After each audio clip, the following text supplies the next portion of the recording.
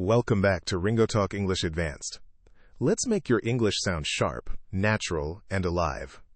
Hey Mason, I'm so excited for today's expression. I feel like I've been using it wrong forever. That's exactly why we're here.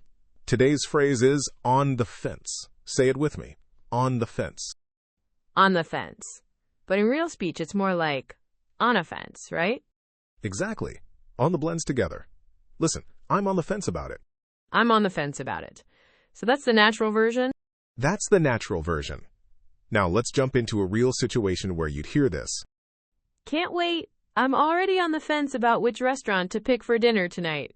See? You're already using it naturally. Let's break it down. So on the fence means you can't decide between two options.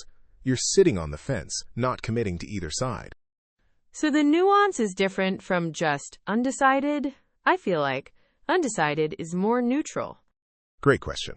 Undecided is just a fact. On the fence has a bit of frustration or hesitation, like you're stuck. Ah, that's key. Can you give me a model sentence? Sure. I'm on the fence about whether to accept the job offer. I'm on the fence about whether to accept the job offer. I notice you stressed fence there. You're right. The word fence carries the weight. Also common. I'm still on the fence. I'm still on the fence. Okay, that actually changes everything. I used to think it was just like, I'm not sure. Tiny change, big difference. Let's see it in action.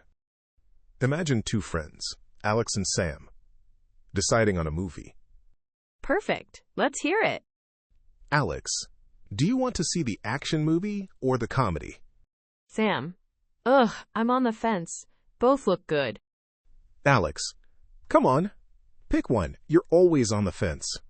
Sam, okay. Let me think.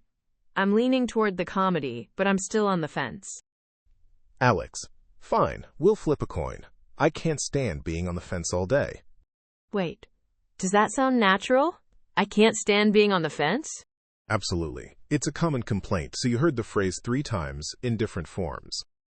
Yeah, I'm on the fence. You're always on the fence. Being on the fence. It's versatile. Exactly. Now let's break down the vocabulary.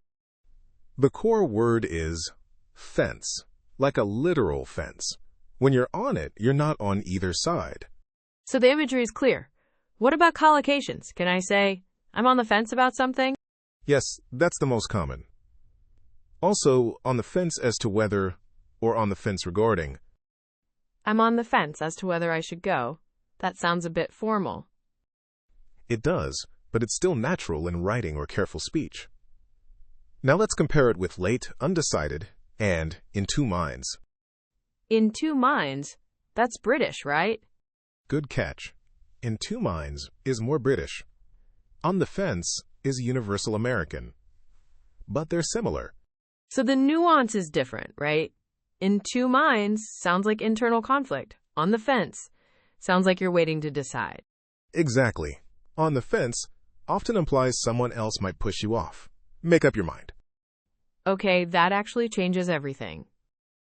Okay, I have a confession. I used to say, I'm on the fence to go to the party. That's wrong, right? You're close. Very close.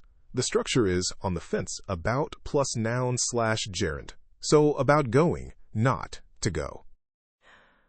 So I'm on the fence about going to the party. That's what I should say.